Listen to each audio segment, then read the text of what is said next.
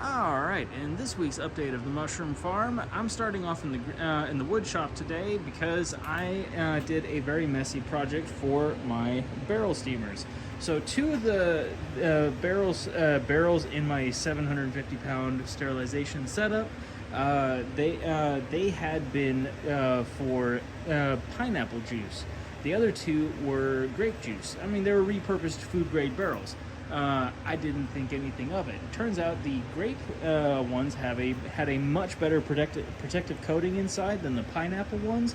So after this last pasteurization run that I had, these were completely rusty all over. And but the spots that I had hit with automotive primer were still good and didn't have anything flaking or chipping off or sagging. So yep, I got it all rust removed and fully painted with automotive primer, and it's not the prettiest paint job, but it's no longer rusty, so let's see how it does on the next run.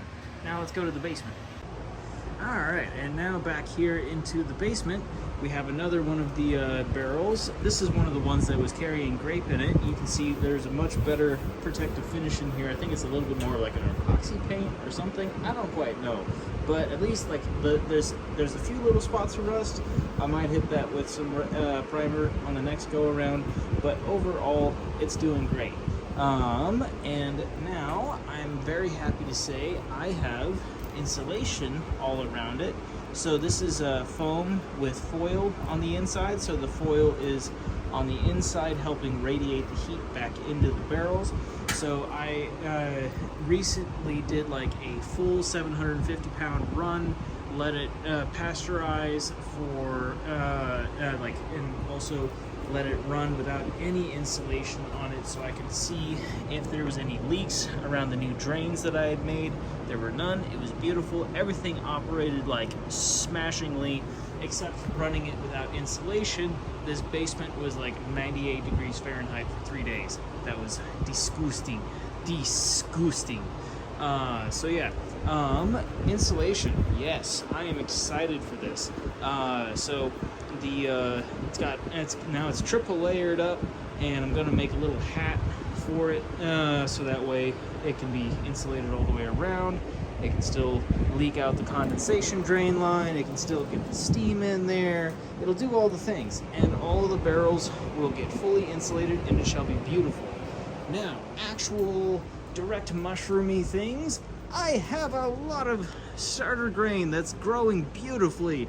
Like, check out Black Pearl over here. Like, oh my god, it's doing so great. I inoculated this on the 4th of July, so that was only 3 days ago. So like, it's doing freaking great.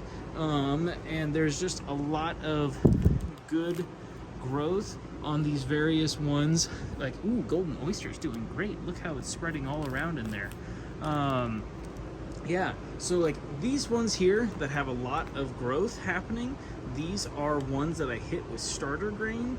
And when I say starter grain, like these were lightly fermented oats that had already been injected with the liquid culture and then allowed to grow through the whole 1 pound jar of it. And then it was spread around into these bags. Now the ones down here don't look like they have anything going on, but that said, I'm like really happy, or I am experimenting with using this injection port here. That self-healing, that gray little square there is a self-healing injection spot. So that way I put the liquid culture directly into this 5 pound bag without the 1 pound bag intermediary step. Now this might be really slow. I'm not quite sure. Like I don't expect this will be amazingly fast like these guys up here. But if I can skip another like multi-week waiting step and just be able to mix this up directly in the bag and then put it into fruiting blocks like these guys, then happy day. So yeah, so I've got another 750 pounds mushroom food for the fruiting blocks all the way here, and I've got a lot of experiments going on with barcodes for helping keep track of all the things. Like, I am so excited about this. And oh, hello Waffles, how you doing, buddy? Nyash, nyash. All good things. But yeah, so it's been very productive and good stuff.